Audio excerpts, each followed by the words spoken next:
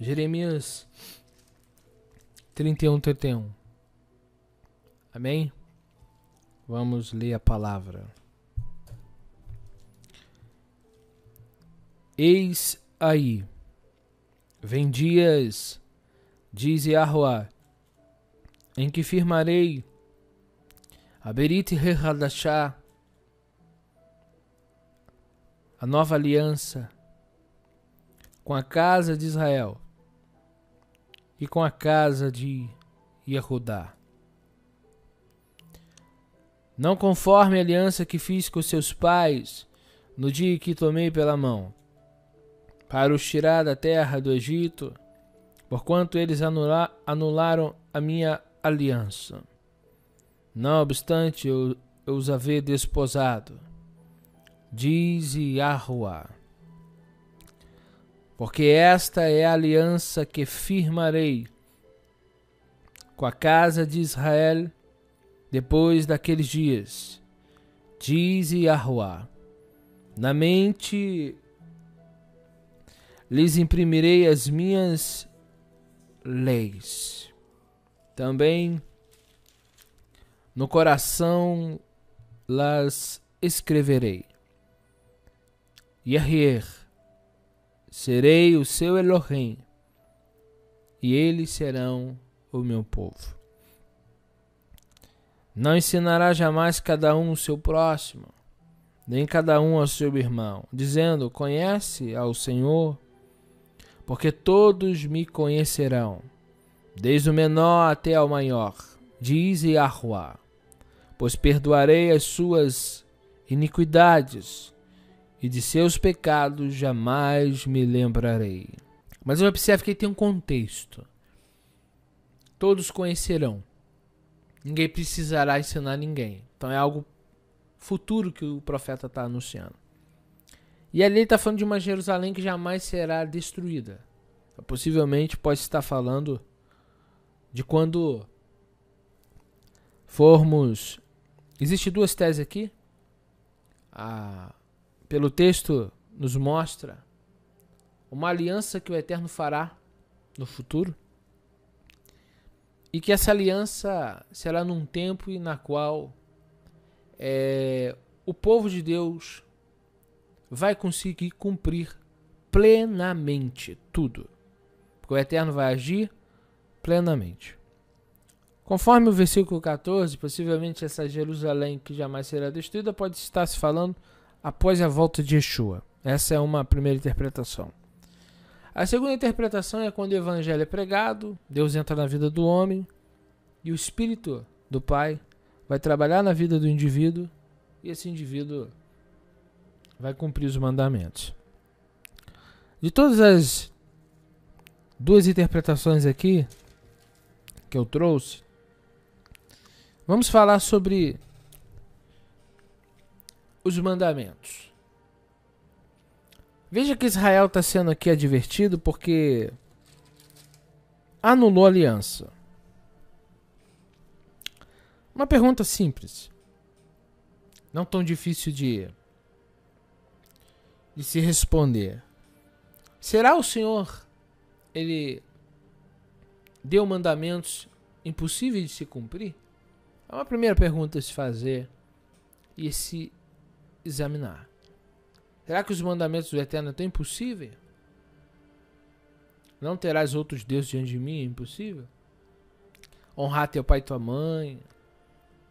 Não usar o nome do teu Deus em vão. Parece que nós estamos numa geração que ser honesto é uma coisa impossível. Parece que nós vivemos num tempo que ser um homem de uma mulher só é coisa de outro mundo. Você seguir princípios, regras, viver como um tzadik, parece que não é algo possível. Porque se usa a Bíblia muitas das vezes não para ensinar o que ela está escrito, mas para se defender. E às vezes algumas pessoas usam a Bíblia fora de contexto para justificar. Então será que Yeshua chegou aqui e disse Arrependa-se só no intelectual. Venha, imagine só, fique só pensando e meditando. Evidentemente que não. Então arrependimento só é possível quando você larga o pecado. Você vai largando o pecado, abandonando a transgressão. Isso é arrependimento. Não existe arrependimento que você imagina. Porque arrependimento é uma ação. Chuve, retornar. Não estamos falando de um pensamento positivo. Ou simplesmente, não devia ter feito isso. Ou simplesmente pedir, falar. O arrependimento real é quando o indivíduo ele sabe que errou, tem consciência do pecado, ele pede perdão por aquele erro porque ele não se sentiu, não se sente bem com aquilo. Fica aquela marca, fica aquele peso, vem a tristeza. E o indivíduo não quer mais continuar naquela situação.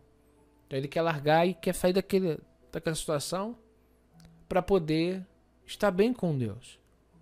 Como que um indivíduo vai pedir perdão e vai continuar no pecado? O que eu entendo é o seguinte: o coração sincero, disposto a acertar. Um coração sincero, disposto a fazer. Não é essa preguiça que eu tô vendo aí, não. É uma geração preguiçosa, que não quer nem tentar. Tenta, eu não consigo. Nem tenta. Eu não consigo. Mas você já pegou pra fazer? Não. Então como você diz que não consegue? Agora, algumas pessoas têm certas dificuldades, mas elas nem querem tentar. É sempre bom as pessoas pensarem, né? É agradável a pessoa dizer assim, Jesus é bom. Para que eu vou me esforçar tanto se ele já fez por mim?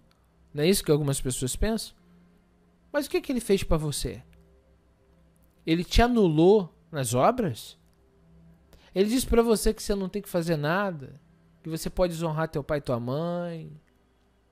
Que você pode viver uma vida na luxúria, na idolatria? Ele falou isso para você?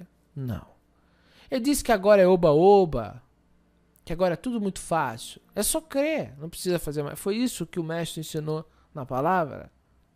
Evidentemente que não. Então o que ele ensinou? Será que Deus deu mandamentos impossíveis de cumprir? Como é que Abraão cumpriu?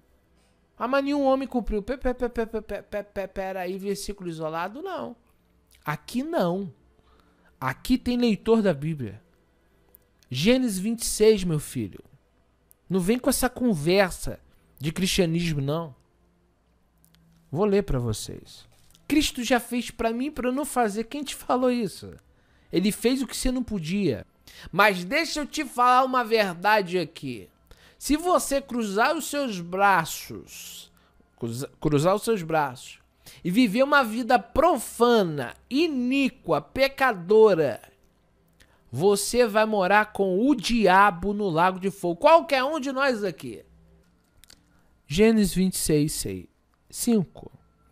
Porque Abraão obedeceu a minha palavra, guardou os meus mandamentos, meus preceitos, meus estatutos e minhas leis.